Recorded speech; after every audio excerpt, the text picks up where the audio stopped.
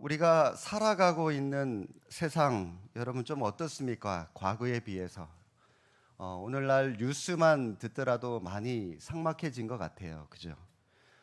2, 30년 전만 하더라도 누군가가 길을 가다가 좀 그 환경을 낯설어하는 길을 잘 몰라하는 사람이 눈에 띄면 먼저 우리가 다가가서 그 사람들에게 뭘 좀 도와줄 일이 없나 물어보고 그렇게 그들에게 도움을 주곤 했었었는데 요즘은 모르는 사람이 우리에게 다가오는 게 오히려 겁이 나요.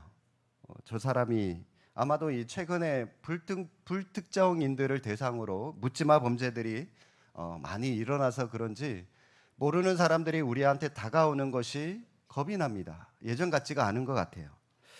저 사람이 나를 공격할지 모르니까 먼저 다가가지 못하죠. 살아가는 세상이 이렇다 보니까 사람들의 마음도 예전에 비해서 굉장히 많이 냉랭해진 것 같습니다. 늘 메말라 있는 것 같고 감정이 굉장히 많이 가물어 있는 것 같아요. 그래서 그런지 이런 때일수록 눈물이 있는 사람, 이런 때일수록 남의 아픔을 보고 같이 울어줄 수 있는 사람에게 더더욱 인간미가 느껴지는 것 같고 또 그런 사람들로 인하여 친절이 있고 호의가 베풀어지는 그런 상황을 바라보면서 그래도 아직 저런 사람들 때문에 이 세상은 그래도 살맛 나는 세상이구나. 아직은 그래도 사람들이 살아갈 만한 세상이구나. 라고 하는 그런 생각을 가져보게 됩니다. 오늘 본문은 우리가 그동안 살펴봤던 비유 중에 씨 뿌리는 비유입니다. 이 씨 뿌리는 비유는 공관복음, 마태, 마가, 누가복음 이 세 가지가 공통된 관점으로 쓰여진 복음이라고 해서 공관복음이라고 하는데 이 복음서에 세 가지의 복음서에 유독 공동체 이 동일하게 다 나오는 이 비유 가운데 하나가 이 씨 뿌리는 비유입니다. 그런데 유독 오늘 본문인 누가복음에만 나오는 독특한 표현이 하나가 제 눈에 들어왔어요. 6절 말씀 한번 읽어 보실까요? 6절. 더러는 바위 위에 떨어짐에 싹이 났다가 습기가 없으므로 말랐다고. 습기가 없어서 물기가 없어서 죽어버렸다, 씨가 말라 죽었다라고 하는 이 독특한 표현이 나옵니다. 요즘 예수님의 비유에 대해서 매주마다 저와 함께 살펴보고 있는데 지금까지 함께 나눠봤던 이 비유들을 제가 한번 복습 차원에서 다시 한번 봤어요. 혹시라도 빠졌거나 혹시라도 미흡한 부분이 있지 않나 한번 쭉 살펴보다가 유독 오늘 이 본문 말씀, 이 특히 6절 말씀에 제 마음이 확 꽂혀버렸어요. 씨가 자라는데 뭐가 없어서? 물기가 없어서, 습기가 없어서 그 씨가 죽어버렸다. 자, 오늘 말씀 이 습기에 대해서 우리가 좀 한번 살펴봤으면 좋겠습니다. 씨앗에게 있어서 이 습기, 물이라고 하는 것은 생명을 유지하는 데 있어서 절대적인 요소가 됩니다. 물론 여러분 그 식물 하나가 자라기 위해서 토양도 좋아야 되죠. 햇빛도 적당하게 받아야 되죠. 그런데 가장 중요한 거는 물을 잘 줘야 돼요. 물을 너무 적게 주면 말라버리고 또 너무 많이 줘도 또 말라버려요. 그죠? 이 물을 이 뿌리가 썩어버려요. 이 적당하게 이 타이밍 주는 게 굉장히 힘들더라고요. 한마디로 여러분 습기가 있어야 생명력이 나타난다라고 하는 거죠. 생명력이 있는 사람은 부드럽습니다. 그래서 많은 사람들을 품을 수가 있어요. 그리고 사람을 품을 수 있는 사람들만이 다른 사람을 변화시킬 수 있습니다. 그러므로 우리 마음에 늘 습기를 제공해 줘야 됩니다. 자, 이 말을 여러분 제가 다른 말로 표현을 하면은 우리는 우리의 눈에 눈물이 있어야 돼요. 눈물이. 우리는 메말라 있으면 안 됩니다. 우리의 감정이 삭막하면 안 됩니다. 그러면 여러분 마음이 바위처럼 딱딱하게 굳어지게 되고요. 그러면 여러분 주변의 사람들은 여러분들로 인하여 상처를 받을 수밖에 없게 되는 거죠. 올해 통계청 자료를 제가 한번 뒤적여 봤습니다. 우리나라 평균 수명이 올해 봄에 보니까 평균 수명이 몇 살인지 압니까? 83.6세예요. 이야, 평균이 83.6세라고 하는데 그중에 남자가 80.6세, 여자가 86.6세. 여자가 남자보다 6살, 6년을 더 살아요. 여러분, 여자가 남자보다 더 오래 사는 이유가 무엇일까요? 물론 남자가 여자보다 아무래도 하지 말라는 술을 마시고 이 담배를 피고 이런 나쁜 생활 습관을 가지고 있는 그런 여러 가지 이유들도 없잖아 있겠지만, 오늘 말씀을 토대로 제가 한번 고민하고 묵상을 해보니까 많은 요인 가운데 하나는 바로 눈물 때문이 아닌가, 그런 생각을 제가 한번 또 가져보게 되었습니다. 아무래도 여자분들이 남자들보다 더 많이 웁니다. 그래서 그만큼 습기를 간직하고 있기 때문에 똑같은 스트레스를 받아도 여자들이 남자들보다 눈물로 그것을 빨리 극복하고 빨리 이겨냅니다. 울면서 훌훌 털어버리고 눈물을 통해서 감정의 정화작용이 일어나기 때문이죠. 그래서 여러분, 우리 남자분들 오래 사시려면 운동 많이 하는 거 좋아요. 등산 가시는 거 좋습니다. 그러나 그에 못지않게 여러분들 많이 우셔야 됩니다. 예, 많이 우셔야 됩니다. 그런데 여러분, 우리나라, 우리 사회는 아직까지 이 유교 사상의 분위기가 남아있기 때문에 그런지 남자들은 울면 안 돼, 남자들은 평생 3번만 울어야 돼, 이런 잘못된 신념을 가지고 있는 것 같습니다. 이런 말에 여러분 속지 마십시오. 우리 남자들도 습기를 가지고 계셔야 됩니다. 우셔야 돼요. 남자들이 칠칠 맞게 여러분 다른 데 가서 울라고 하는 말이 아니라 교회에 오셔서 기도하면서 하나님 앞에서 우셔야 돼요. 남자들이 교회에서 안 울면 어디서 울겠습니까? 직장에서, 가정에서 어디서 우시겠어요? 교회에 오세요. 여러분, 눈에 들어간 이 작은 먼지를 빼내기 위해서 어떻게 하십니까? 손으로 눈을 막 비비면서 눈물을 만들어내죠.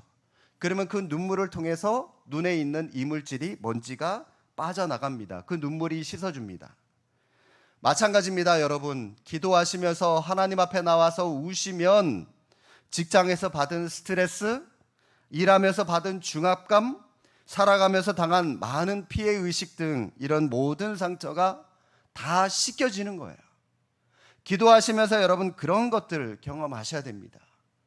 울면 감정의 정화작용이 일어납니다. 우리 여자 성도님들도 마찬가지예요. 가정을 꾸리면서 받은 섭섭함, 또 남편한테 받은 상처, 혹은 자식을 키우면서 받은 스트레스, 이 모든 것들 다 놓고 여러분 기도로 극복하시기를 바랍니다. 한나처럼 울면서 기도하시면 치유와 회복이 일어나게 될 줄로 믿습니다. 예전에 제가 청소년과 청년부 사역을 한 적이 있었었는데, 그때 제게 이 학생들이나 청년들이 상담을 요청해 올 때가 종종 있었습니다. 그러면 인생의 선배로서 제가 저들에게 먼저 이런저런 이 경험들, 이런저런 조언, 충고들을 다 얘기를 해주고 나서 그들에게 마지막에 한결같이 해주는 말이 늘 있었어요. 어떤 말이었냐면, 내가 목사님이 너한테 알려준 방법대로 이렇게도 해보고 저렇게도 해보는 거 중요하지만, 그러나 너 가장 중요한 것, 하나님 앞에 눈물로 기도해. 하나님 앞에 눈물로 기도하면 세상에서 억울하게 눈물을 흘릴 일 없어져. 너 하나님 앞에 무릎 꿇어 기도해. 그러면 하나님 앞에 무릎 꿇어 기도하면 세상 앞에 비굴하게 무릎 꿇을 일 없게 돼. 여러분도 세상 앞에 억울한 눈물 흘리고 싶지 않으시면, 세상 앞에 비굴하게 무릎 꿇고 싶지 않으시면 눈물로, 무릎으로 하나님 앞에 나와서 기도하시기 바랍니다. 그러면 하나님께서 다 아시고 하나님께서 다 갚아 주시는 겁니다. 국내 암 치료 분야에서 손꼽히는 권위자로 암 박사로 불리는 의사 이병욱 박사가 있습니다. 그분이 쓴 책 울어야 삽니다라고 하는 책이 있습니다. 오늘 설교 제목이에요. 울어야 삽니다. 이분은 암의 권위자로 37년간 일하면서 많은 환자들을 만났는데, 그런데 똑같은 암이에요. 똑같은 암 기수입니다. 그런데 똑같은 암에 걸렸는데 그 암에 죽는 사람이 있는가 하면은 살아가는 사람도 있다는 겁니다. 당신은 이제 앞으로 6개월이면 죽습니다 했는데, 아니 6년이 지나고 10년이 지났는데도 산대요. 그런데 6개월도 안 돼서 3개월 만에 죽는 사람도 있대요. 하도 신기해서 이 사람이 이게 뭔가 똑같은 암인데 왜 누구는 죽고 왜 누구는 살지? 연구를 하고 했는데, 물론 여러분 수술과 항암 치료, 이 암을 제거하기 위한 다양한 방법들이 있지만 이 저자는 많은 환자들을 통해서 찾아낸 그 비결이 뭐냐? 바로 가장 중요한 것은 암을 극복하기 위한 환자들의 마음가짐과 그리고 행복한 투병 생활이다라고 강조를 하면서, 투병 가운데서도 즐겁게 웃고 또 마음껏 울어라 라고 하는 것을 이분이 강조를 했습니다. 그래서 저자는 웃음과 울음은 하나님이 주신 자연 치유다라고 그렇게 정의를 내렸습니다. 특히 여러분, 웃음보다 눈물이 상한 감정을 치유하는 능력이 더 크다라고 하는 의학적 보고를 토대로 이분은 더 많이 울면서 살아갈 것을 우리에게 권면하고 있습니다. 그래서 성도 여러분, 우리도 다른 데 가서 우는 거 아닙니다. 기도하면서 하나님 앞에서 많이 우셔야 됩니다. 이게 진짜 복이라는 거죠. 이게 진짜 복이라는 거죠. 성경에 보시면 예수님이 웃으셨다라고 하는 기록은 나오지 않습니다. 그러나 예수님이 우셨다라고 하는 기록은 3번이나 나옵니다. 물론 우리 예수님도 기뻐하셨고 유머 감각도 있으셨어요. 그러나 성경은 예수님의 웃음보다는 예수님의 울음, 연약한 자들을 바라보시면서 안타까운 민족의 예루살렘 성을 바라보시면서 흘리신 그 예수님의 눈물을 더 강조하고 있습니다. 왜 그럴까요? 그게 그 눈물이 더 웃음보다 필요하고 중요하기 때문입니다. 자, 여러분, 그렇다면 내 영혼의 습기 언제 나타납니까? 언제 여러분 우리가 감동을 받고 눈물을 흘립니까? 언제 우리의 마음이 부드러워지고 촉촉해집니까? 먼저 여러분, 우리의 마음이 깨어질 때 눈물이 나오죠. 성경에서 마음이 깨어져서 영혼의 습기를 가진 대표적인 한 사람을 들라고 한다면 저는 다윗을 들고 싶습니다. 다윗은 골리앗을 물리친 후에 이스라엘 백성들의 인기를 한몸에 받았습니다. 사울은 천천히요, 다윗은 만만이라 백성들이 노래를 지어 부를 만큼 다윗의 인기는 극에 달했습니다. 결국 이 백성들의 인기에 힘입어서 이스라엘의 2번째 왕이 되었습니다. 왕이 된 이후에 이스라엘 전역을 통일시키는 전무후무한 업적, 큰 업적을 남겼습니다. 그러나 여러분, 그때가 다윗의 전성기는 아니에요. 골리앗을 물리쳐서 승리를 거둔 때도 아니었고 이스라엘을 통일시킨 그때도 다윗의 전성기가 아니었습니다.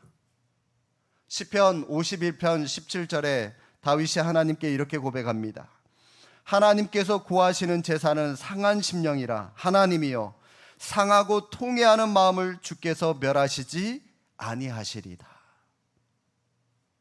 여러분, 다윗의 전성기는 우리아의 아내를 범한 이후에 나단 선지자의 지적을 받고 자기 죄를 하나님 앞에 고백할 때였어요. 네가 감히 누군데 왕한테 나에게 지적질이야? 나단 선지자를 충분히 죽일 수 있는 힘이 있었고 권력이 있었음에도 불구하고 그는 나단 선지자가 하나님이 보내신 사람이라고 하는 것을 인정하고 그의 지적에 무릎을 꿇었어요. 하나님의 말씀 앞에 무릎을 꿇었어요. 통회하는 심정으로 눈물을 흘렸습니다. 그때가 그의 진짜 전성기였다는 거예요. 왜 하나님이 상한 심령, 깨진 마음을 원하십니까? 눈물이 있어야 회복이 있기 때문입니다. 눈물이 회복되면 모든 것이 회복되기 때문입니다. 이처럼 하나님은 깨진 마음을 보신다는 겁니다. 우리의 영적인 눈은 눈물이 나야 영안이 열리게 됩니다. 통회하는 마음으로 우리의 상한 심령이 충분히 적셔져야 안 보이던 영적 세계가 보이기 시작하는 겁니다. 늘 우리의 눈이 메말라 있으니까 세상이 안 보이고 이웃이 안 보여요. 저 사람이야 죽든지 말든지 안 보여요. 부모가 안 보이고 형제 자매가 안 보이고 교회가 안 보여요. 늘 메말라 있으니까. 그래서 우리는 주기마다 한 번씩 촉촉하게 우리의 눈, 우리의 마음을 적셔줘야 돼요. 여러분, 그게 언제 가능하다고요? 우리 마음이 깨어질 때. 우리 마음이 깨어질 때.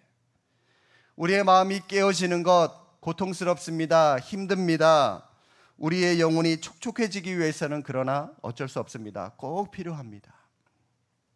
하나님께서 이것 때문에 우리에게 때로 억울한 일을 당하게 하시고 통곡하게 하시고 슬픔을 주시는 것, 그렇게 안 하면 우리의 영혼이 촉촉해지지 않으니까, 우리의 영혼을 살려주시기 위해서, 우리의 영혼을 회복시켜 주시기 위해서 하나님께서 그런 억울한 일을, 힘든 일을 당하게 하시는 거예요. 그래서 남의 아픔을 못 보던 사람도 이 고난을 통해서 마음이 깨어지고 나면은 그 사람의 아픔이 보이기 시작하는 겁니다.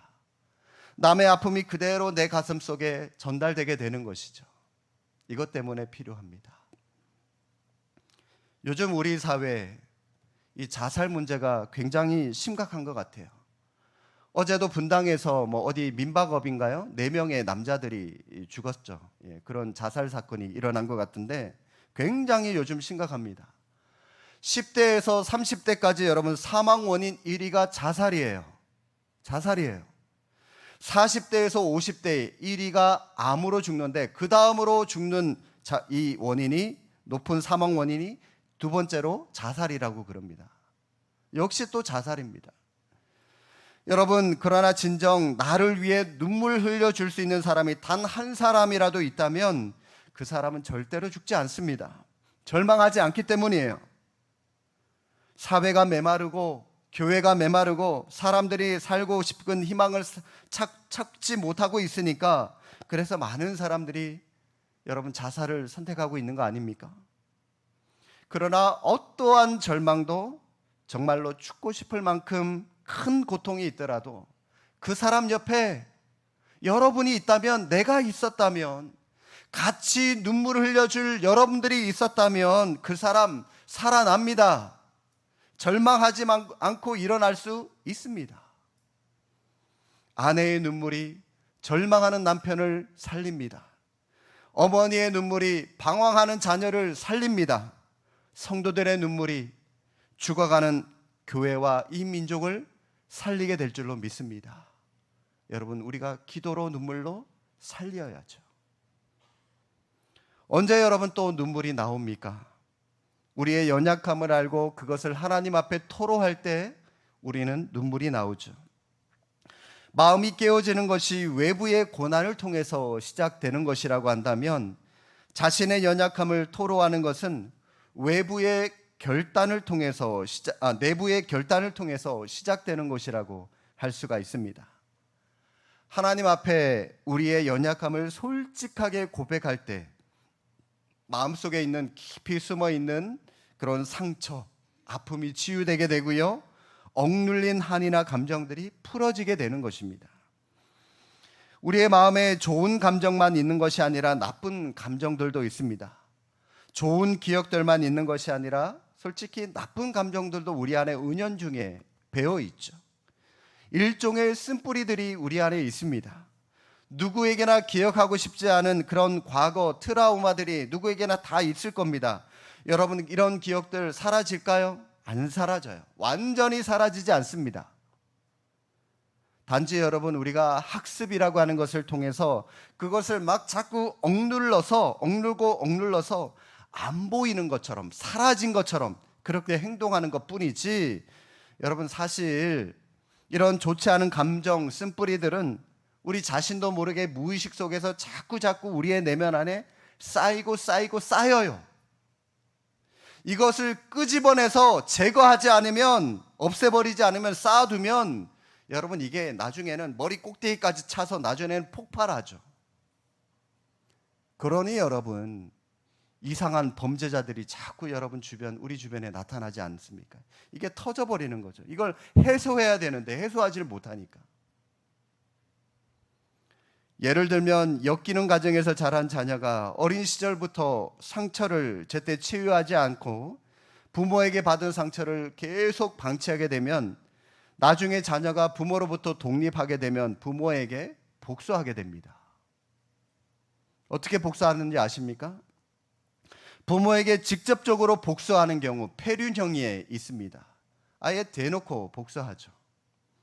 대개는 간접적으로 복수를 합니다. 폭발형과 회피형이 있는데, 폭발형은 부모한테 대놓고 복수를 못하니까 부모한테 받은 그 상처를 타인에게, 회사 동료나 회사 직원, 부하 직원, 다른 아내, 또 자녀, 타인에게 자신의 불만을 터뜨려서 대리만족을 하는 경우, 이런 경우가 폭발형이고요. 또 다른 회피형이 있습니다. 가출을 해요. 아예 부모가 없는 곳으로 가출을 하거나, 아니면 여자들 같은 경우에 부모가 싫어하는 직업, 술집 같은 곳에 찾아가서 좋지 않은 환경에서 일을 하는 등, 그런 부모가 싫어하는 것만 골라서 하는 그런 일, 회피형. 여러분, 이게 뭘 말합니까? 자신의 연약함, 자신의 상처를 쌓아두지 말고 끄집어내어 제거해야 됩니다. 그래야 치유가 일어나요. 그런데 많은 그리스도인들이 자신의 연약함과 상처를 끄집어내는 토설 기도를 못합니다. 하지를 않아요.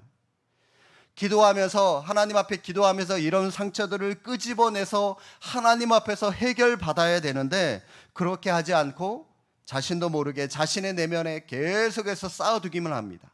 하나 둘 차곡차곡. 이게 어느 순간에 폭발하게 되는 것이죠.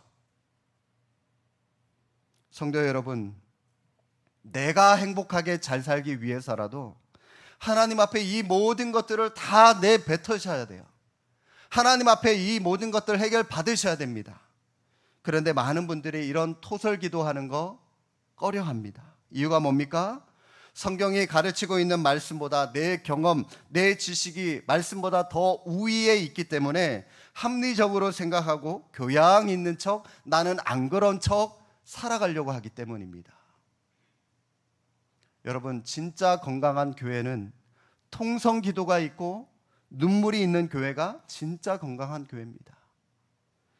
다른 사람들 눈치 보지 않고 마음껏 하나님 앞에 부르짖어 기도할 수 있는 교회, 저는 그런 교회가 가장 좋은 교회라고 생각을 합니다. 이런 의미에서 저는 우리 교회 금요기도회가 너무 좋아요. 너무 좋아요. 오늘날 현대인들이 바쁘고 잘 안 보인다는 이유로, 그런 핑계로 금요기도회 없애는 그런 교회들 많죠. 엊그제 우리 충현교회 출신 이제 담임이 된 그런 목사님들, 한교사 목사님 부부를 빼고 한 6가정이 모였는데, 저희들이 6가정 중에 금요기도회가 없는 교회가 3개 교회더라고요. 근데 저는 부럽지가 않았어요. 물론 말씀 준비하고 같이 하는 게 조금 힘들긴 하지만, 그래도 저는 하나님 앞에 마음껏 부르짖어 기도할 수 있는 그 시간이 있다는 게 너무 저는 좋아요. 금요기도회가 좋아요. 목사님, 금요기도회 너무 큰데요. 아무도 저한테 뭐라 그러는 사람 없어요. 물론 여러분, 새벽 기도도 있습니다만은, 그러나 새벽 기도는 새벽에 조용히 기도하면서 하나님 앞에서 하루의 일을 묵상하면서 또 교회 가면서, 하나님 오늘 또 어떻게 살아가는 게 좋을까요? 하나님 오늘도 하루 지혜 주시고 힘 주셔서 하나님의 마음으로 이 하루 또 우리 직장 감당하며 살아갈 수 있도록 해주십시오. 조용히 하루를 기도하면서 시작할 수 있는 새벽 기도만의 또 기도의 맛이 있는가 하면, 금요 기도에는요, 마음껏 주여 막 부르짖으면서 기도해도요, 누가 안 뭐라 그래요. 다 같이 기도하는데, 고함 지르는데, 그렇게 부르짖으면서 찬양하고 기도할 수 있는, 내 연약함을 하나님 앞에 마음껏 토설할 수 있는 그런 금요 기도회만의 또 다른 맛이 있더라고요. 저는 그 맛이 너무 좋아요. 주중 예배에 우리 성도님들 새벽 예배, 수요 예배, 지금 우리 153 예배 하는데 다른 거 다 힘들어서 못 오겠다 그러면 금요 기도회 딱 한 번만이라도 오십시오. 제발. 일주일에 한 번 오는 것도 힘들다. 그러면 한 달에 한 번만이라도 오십시오. 그때만이라도 오셔서 고함 지르시면서 같이 여러분 가정 위해서, 남편 위해 기도해야 되지 않겠습니까? 자녀 위해 기도해야 되지 않겠습니까? 여러분 힘으로 그들 변화시킬 수 있나요? 없잖아요. 하나님 힘 주십시오. 하나님 저들 붙잡아 주십시오. 그 자녀, 남편 위해서 기도해야 되지 않겠습니까? 교회를 위해서 지금 성전 건축이라고 한, 여러분 기도 없이 되는 거 아니에요. 건축위원회만 다 맡겨두지 마십시오. 여러분 우리는 옆에서 기도로 계속 옆에서 도와야죠. 나라를 위해서 기도해야 되지 않겠습니까?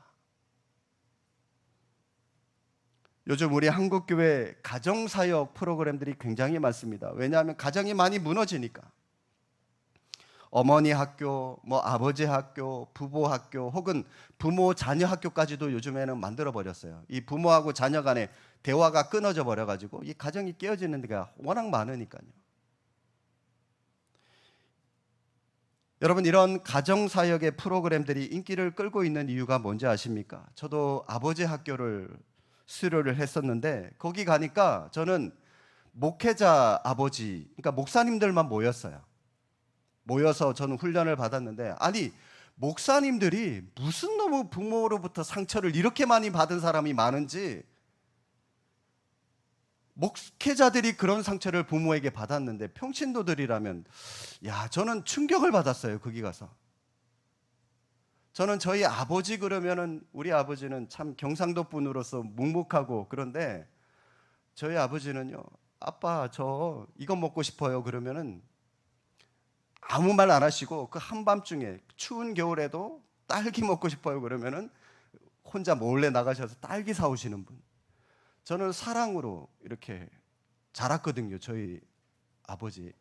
아버지 그러면 저는 사랑, 존경 이런 게 생각이 나는데, 아니 다른 분들은 아버지 그러면 다 상처받은 거, 얻어맞은 거, 자신의 연약함을 토설하고 고백하면서 막 펑펑 울면서 역설적이게도요, 그와 동시에 치유를 받고 회복이 일어나는 그런 것들을 경험하는 프로그램이었기 때문에 인기가 있지 않나, 저는 경험을 해보게 되었습니다. 제가 아버지 학교를 통해서 배우면서 느낀 것은, 안타깝게도 그런 프로그램들을 여기저기 많기는 한데, 그런데 우리 남자 성도님들 자신의 연약함을 토설할 수 있는 채널이 교회 안에는 정작 많이 없구나라고 하는 생각을 가져보게 되었어요. 직장에서 울 수 없잖아요. 창피하잖아요. 가정에서도 여러분 아버지라고 하는 권위 때문에 함부로 못 울어요. 부끄러워요. 자식들 보기에. 그러니 여러분 다른 데 울지 않으셔도 교회에서만큼은 오셔서, 금요기도회만큼은 오셔서 기도하시면서 펑펑 우십시오. 저도 엊그제 금요일날 이 설교 끝나고 기도하는데, 울고 싶어서 운 건 아닌데 뭔 눈물이 그렇게 저도 줄줄줄줄 흘리는지, 저도 펑펑 울면서 같이 기도했거든요. 통성 기도하면서, 금요 기도회 때 기도하면서 울면 여러분 상한 감정이 치유되고 성령으로 말미암아 쓴뿌리들이 잘려나가게 되는 것을 경험하게 될 겁니다. 그런 분위기를 여러분 스스로가 만들어 가셔야 되고, 그런 분위기, 그런 금요 기도회를 우리 교회가 함께 만들어 가야 됩니다. 세상 사람들처럼 받은 스트레스, 노래방 가서 어디 술에 취해서 신세 한탄이라 하면서 저급하게 여러분 스트레스 풀지 마시고, 성령 안에서 기도하시면서 하나님의 만져주심으로 상한 감정이 치유되는 은혜를 경험하며 살아가시기를 주님의 이름으로 축복합니다. 아이처럼 시도 때도 없이 여러분 우는 거 꼴불견입니다. 소음공예죠. 또 여러분 눈물을 이용해서 상대방의 감정을 호소하며 자신의 목적을 달성하려고 하는 태도도 꼴불견입니다. 가짜 눈물도 문제라는 겁니다. 그런데 여러분 진짜 문제는 눈물을 흘려야 되는데 울지 않는 것, 이게 더 큰 문제입니다. 감정이 그만큼 메말랐다는 거죠. 눈물 없는 기도, 눈물 없는 예배, 눈물 없는 찬양, 눈물 없는 사랑에 대해서 여러분 우리는 진지하게 한번 고민해 보셔야 돼요.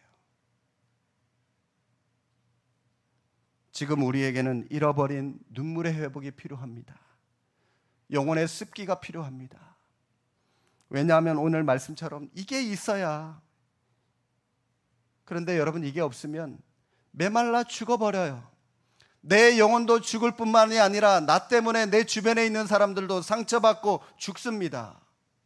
생명력을 잃어버리기 때문이죠. 그러면 남들이야 죽든 말든 살든 말든 관심 없게 돼요. 남의 일에. 도리어 상처만 주고 그 사람도 죽게 만들죠. 누군가가 이런 말을 했습니다. 눈물을 흘리는 것도 괴롭지만 그보다 더 괴로운 것은 눈물이 없이 예배하는 것이다. 여러분 너무 멋진 말이지 않습니까? 정말 눈물 날 것 같은 그런 말인 것 같아요. 사랑하는 성도 여러분, 저는 우리 교회가 다시 한번 이 영혼의 습기가 회복되는, 영혼의 습기가 충만한 교회가 될 수 있기를 바랍니다. 그런 교회 여러분들이 만들어 주십시오. 이 시간 잃어버린 눈물을 회복하시고 우리의 눈물로 생명이 소성되는 그런 은혜가 있기를 바랍니다. 눈물뿐만이 아니라 우리의 영혼에도 습기가 있어서 메마르지 않고, 그래서 많은 사람들에게도 생명력을 공급하는 주님의 신실한 종들이 되시기를 주님의 이름으로 축복합니다. 기도하겠습니다.